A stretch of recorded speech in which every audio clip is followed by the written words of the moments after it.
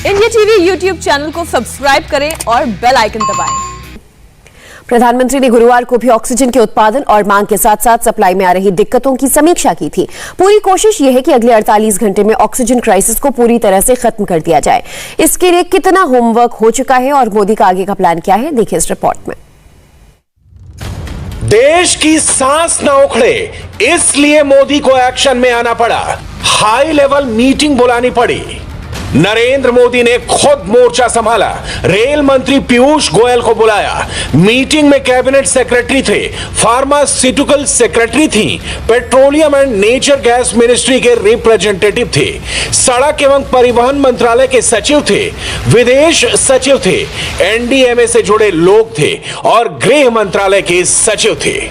Meeting में शामिल 6 मंत्रालयों से जुड़े लोग और बाकी अहम किरदार मोदी के ऑक्सीजन की सप्लाई और अवेलेबिलिटी वाले मिशन से सीधे तौर से कनेक्टेड हैं। इस अहम बैठक में मोदी को देश भर में ऑक्सीजन की सप्लाई चेन और उसकी उपलब्धता को लेकर जरूरी ब्रीफिंग्स दी गई।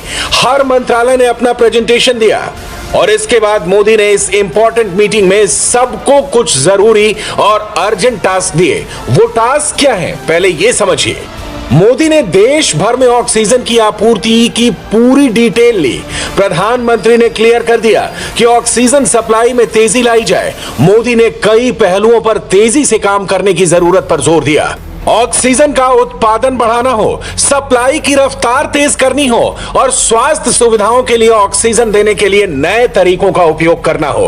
मोदी ने हर तरीके से जरूरतमंदों को सुविधा देने की बात कही।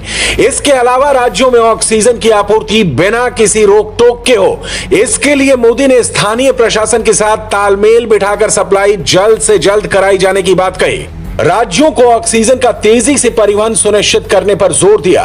साथ ही साथ पीएम ने यह भी कहा कि राज्यों को ऑक्सीजन की जमाखोरी को कड़ाई से रोकने के लिए हर संभव कोशिश करनी चाहिए। मोदी के प्लान ऑफ एक्शन में कोताही की कोई जगह नहीं है। देश की सांस न रुके, इसलिए रात के अंधेरे में भी सड़क मार्ग से ग्रीन कॉरिडोर बनाकर एक एक सांस बचाने के लिए संघर्ष नॉन स्टॉप जारी है। दिन के उजाले में रेल मार्ग से भी ग्रीन कॉरिडोर बनाकर तेज रफ्तार से ऑक्सीजन पहुंचाने की कोशिश हो रही है। तस्वीरें गवाह हैं, मगर अब इसमें और तेजी लाने की जरूरत है। और प्रधानमंत्री ने गुरुवार की हाई लेवल मीटिंग में यही बात कही। मोदी के मैसेज पर कौन सा मंत्रालय क्या कर रहा है, कितनी तेजी से काम कर रहा है, यह देखने से पहले मीटिंग के कुछ अहम पॉइंटर्स देखिए, क्योंकि इस इंपॉर्टेंट मीटिंग में मोदी के तेवर बहुत सख्त थे। इस अहम मीटिंग में मोदी का सबसे बड़ा फोकस था कम से कम समय में देश के हर हिस्से में ऑक्सीजन की सप्लाई कैसे पहुंचाई जाए। इसके लिए मोदी ने हर राज्य में ऑक्सीजन पहुंचाने के लिए स्पीड बढ़ाने और तेजी से ट्रांसपोर्टेशन का ऑर्डर दिया। मोदी ने इसकी जिम्मेदारी रेल मंत्री पीयूष गोयल को सौंप रखी है। फिलहाल ऑक्सीजन की जल्द से जल्द सप्लाई के लिए भारतीय रेलवे वॉर फुटिंग पर काम कर रही है। टैंकर्स के रैपिड और non stop long distance transport के लिए इंडियन रेलवे की ट्रेन पटरी पर दौड़ रही है। पहली oxygen express liquid medical oxygen वाला टैंकर लेकर विशाखापट्टनम से मुंबई पहुंचने वाली है। दूसरी ऑक्सीजन एक्सप्रेस ने लखनऊ से बोकारो वाया वाराणसी होते हुए अपना रास्ता पकड़ लिया है, ताकि यूपी की उखड़ती सांस बचाई जा सके। ट्रेन की स्विफ्ट मूवमेंट के लिए लखनऊ और वाराणसी के बीच एक ग्रीन कॉरिडोर बनाया गया। 270 किलोमीटर की दूरी 62 किलोमीटर प्रति घंटे की रफ्तार से 4 घंटे 20 मिनट में तय की गई। ट्रकों के मुकाबले ट्रेन से लंबी दूरी तक ऑक्सीजन का ट्रांसपोर्ट तेजी से हो सकता है, क्योंकि ट्रेन 24 घंटे चल सकती है, ट्रक नहीं। मगर लोगों की सांस लेकर आने वाली ट्रेन की जर्नी भी इतनी आसान नहीं है, क्योंकि पहले ट्रेन खाली टैंकर्स लेकर लोकेशन से निकलती हैं, दूसरी लोकेशन पर पहुंचती हैं, फिर उसी लोकेशन पर उन खाली टैंकर्स में लिक्विड मेडिकल ऑक्सीजन भरी जाती है और उसके बाद वही ट्रेन ऑक्सीजन से भरे टैंकर्स लेकर अपने पहले लोकेशन पर पहुंचती है। ये एक टाइम टेकिंग प्रोसेस होता है। इसे कम करने के लिए और ऑक्सीजन की सप्लाई को वन वे जर्नी बनाने के लिए मोदी ने एयरफोर्स उतार दी है। अब खाली टैंकर्स को एयरलिफ्ट करके ऑक्सीजन सप्लायर्स तक पहुंचाया जाएगा। इसका फायदा यह होगा कि ट्रेन को मुंबई से विशाखापट्टनम जाने की जरूरत नहीं पड़ेगी। सीधे विशाखापट्टनम से लिक्विड मेडिकल ऑक्सीजन से भरे टैंकर्स मुंबई के लिए रवाना हो जाएंगे। इस वक्त देश में ऑक्सीजन सिलेंडर्स की जो क्राइसिस आई है, उसमें एक बात ध्यान देने वाली है कि मौजूदा वक्त में देश के 3 राज्य आंध्र प्रदेश, झारखंड और ओडिशा के पास खपत से ज्यादा ऑक्सीजन मौजूद है, लेकिन इन तीनों लोकेशन की सबसे बड़ी समस्या है वहां से ट्रांसपोर्ट करके ऑक्सीजन को मुंबई या यूपी तक पहुंचाना। मगर इंडियन रेलवे अब इस चैलेंज को हेड ऑन ले रही है। ये सब कुछ इसलिए हो रहा है क्योंकि मोदी का ऑर्डर आ गया है। अब गाड़ियां नहीं रुकेंगी, ऑक्सीजन की सप्लाई जल्द से जल्द होकर रहेगी। मोदी ने इस मीटिंग में रिस्पांसिबिलिटी फिक्स करने की बात भी कही।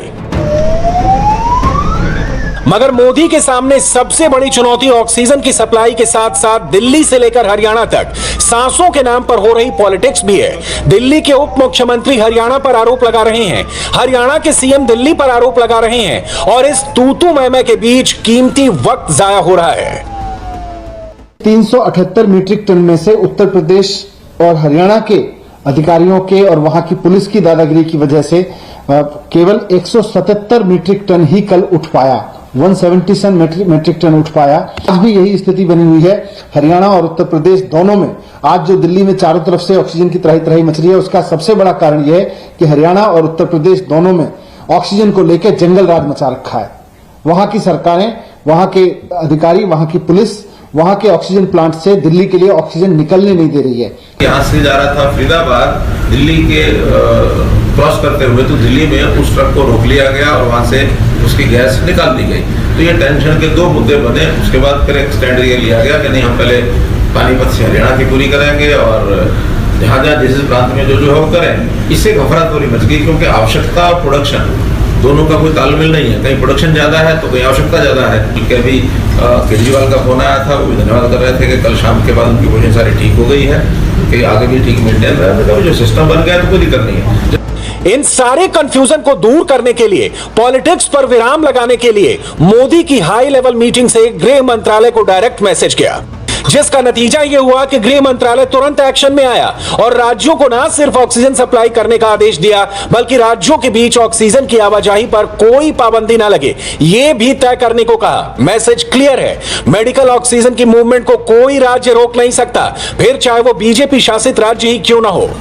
कोई भी राज्य सप्लायर पर यह कहकर दबाव नहीं बना सकता कि आपकी फैक्ट्री जिस इलाके में है पहले वहां ऑक्सीजन दो। देश के किसी भी हिस्से में ऑक्सीजन की गाड़ियों की आवाजाही की कोई फिक्स टाइमिंग नहीं होगी, 24/7 मूवमेंट होगा। सिर्फ 9 तरह की इंडस्ट्री को ऑक्सीजन के इस्तेमाल की छूट है। इसके अलावा पूरी ऑक्सीजन हॉस्पिटल को दी जाएगी।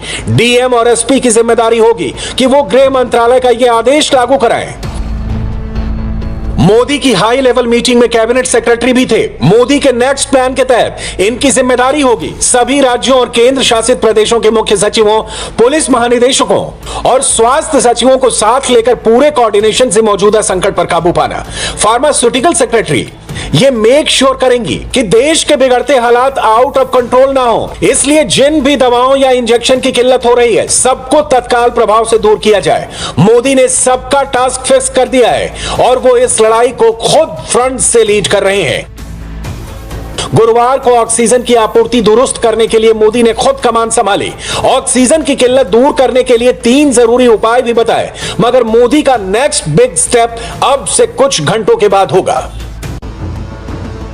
प्रधानमंत्री कोई कसर नहीं छोड़ रहे। मोदी ने शुक्रवार को बंगाल में होने वाली सारी चुनावी सभाएं रद्द कर दी हैं, क्योंकि इस वक्त मोदी का पूरा फोकस सिर्फ और सिर्फ देश के लोगों की जान बचाने पर है और इसके लिए मोदी 3 बड़ी मीटिंग्स करने वाले हैं। शुक्रवार सुबह 9 बजे मोदी कोरोना के बढ़ते केसेस को रिव्यू करने के लिए एक इंटरनल मीटिंग करेंगे। सुबह 10 बजे मोदी उन राज्यों के मुख्यमंत्रियों से सीधी बात करेंगे जहां कोरोना का कहर टूटा है और दोपहर 12 बजे मोदी देश के सभी बड़े ऑक्सीजन मैन्युफैक्चरर्स के साथ बैठक करेंगे।